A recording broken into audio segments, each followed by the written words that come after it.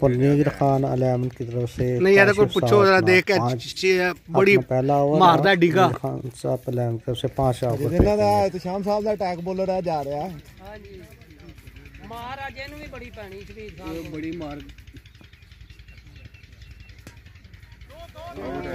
ये फाड़ लिया हमने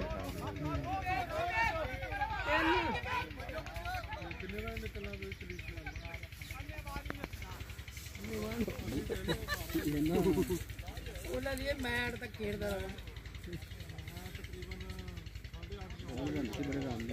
ਬਣਦੀ ਪਈ ਸੀ